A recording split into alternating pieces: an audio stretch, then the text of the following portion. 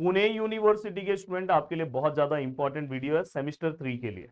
यहाँ पे मैं आपको बताने वाला हूँ कि आप फर्स्ट ईयर के केटी को कैसे बैलेंस करोगे। दूसरा, कंप्लीट रोड मैप देने वाला हूँ थर्ड सेमिस्टर का। तीसरा, मैं इसके अंदर आपको ये भी बताने वाला हूँ कि आपको किस तरह से अपने डिफिकल्ट सब्जेक्ट को मैनेज करना है, ओरल प्रैक्टिकल को किस तरह से बैलेंस करना है। हर चीजों पे बातें करने वाला हूँ, पूरा का पूरा वीडियो अच्छे से ध्यान से सुनना है आपको। और बिल्कुल भी आपको स्ट्रेस नहीं लेना, और ये वीडियो देखने के बाद आपका स्ट्रेस बहुत कम हो जाएगा, क्योंकि अब बस आप मुझे वीडियो के नीचे कमेंट करके ये बताओ कि आप सभी लोग में से कोई ऐसा, कितने ऐसे स्टूडेंट है जिनको सब्जेक्ट में अंदर केटी है, मतलब फर्स्ट ईयर की केटी अभी भी उनकी बाकी है। और दोस्तों, जिनकी फर्स्ट ईयर की केटी है, स्टार्टिंग में ही मैं आपको बता दूं कि आपको इस केटी को ट्राई करना है कि थर्ड सेम में ही एंड करने को, ये युद्ध यहीं पे खत्म कर देना। अदरवाइज आप इसको आगे लेके चलोगे ना फोर्थ सेम में, तो आपके ऊपर बहुत स्ट्रेस आ जाएगा, और नेक्स्ट फिफ्थ सेम में जाने के लिए फर्स्ट ईयर की पूरी केटी कवर होनी चाहिए। एक भी केटी नहीं होना चाहिए, ये याद रखना।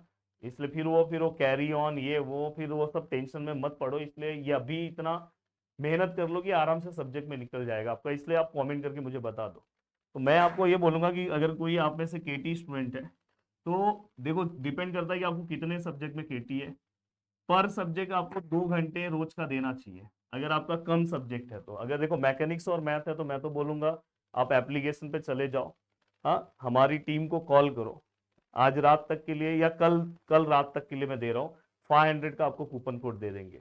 मैकेनिक्स और मैथ में अगर आपको केटी है, भाई आप लेके पढ़ के सब्जेक्ट क्लियर कर दो।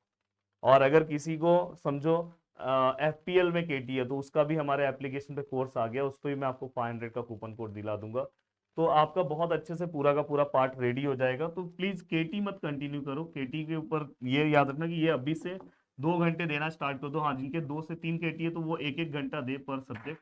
और आराम से आप ये 20 डेज में 20 आवर्स अगर आप स्टडी पर सब्जेक्ट का करते हो, तो आप आराम से उस सब्जेक्ट को कवर कर लोगे। मतलब अराउंड से 3 to 4 आवर्स, 3 to 4 आवर्स आपका एक एक सब्जेक्ट के लिए जाना चाहिए। 3 to 4 आवर्स मतलब एक एक यूनिट के लिए। अगर आपने 4 यूनिट भी अच्छे से कर लिया ना दोस्तों, तो वो सब्जेक्ट आपका आराम से निकल जाता है। 3 यूनिट में ही निकल जाएगा, पर मैं 4 बोल रहा हूँ कि बैलेंसिंग में रखो, नहीं तो नेक्स्ट सेमेस्टर में दिक्कत होगा। ठीक है।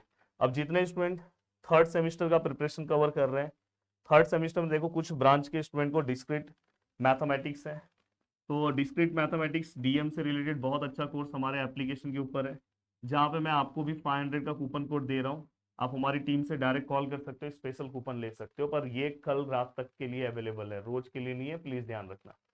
अगर किसी जैसे M3 के जो स्टूडेंट हैं, जिस डिपार्टमेंट के, जैसे ENTC, ये सब अलग अलग डिपार्टमेंट में M3 जिनको है, उनको भी मैं 500 का कूपन दे रहा हूँ। वो हमारी टीम को कॉल कर सकते हैं और ले सकते हैं, और आराम से अपने स्टडी को कवर कर सकते हैं। बस मेरा मोटो ये है कि आप किसी तरह से इस पेपर के लिए तैयार हो जाओ। हाँ, अब यहाँ पे आपको क्या करना है, देखो केटी जो स्टूडेंट है उनको मैंने एक स्लॉट दे दिया है, बाकी 5 तारीख से लेके 16 के बीच में आपके ओरल प्रैक्टिकल प्रोजेक्ट सब चीज़ें यहाँ पे चलेगी।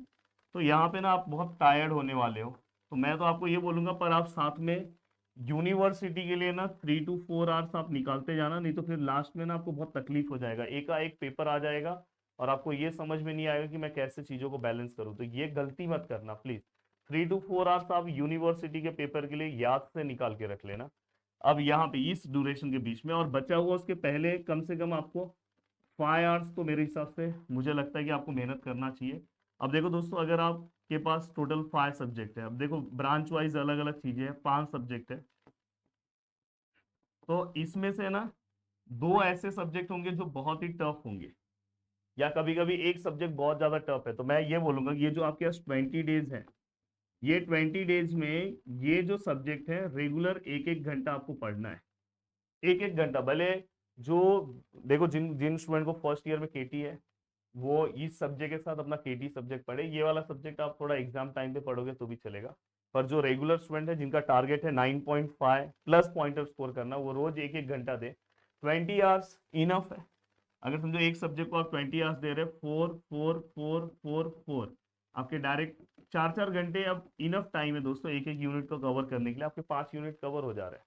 देखो 4 5 20, तो यहाँ पे आपके आराम से 20 डेज में ये दोनों सब्जेक्ट आपका कवर हो जाएगा।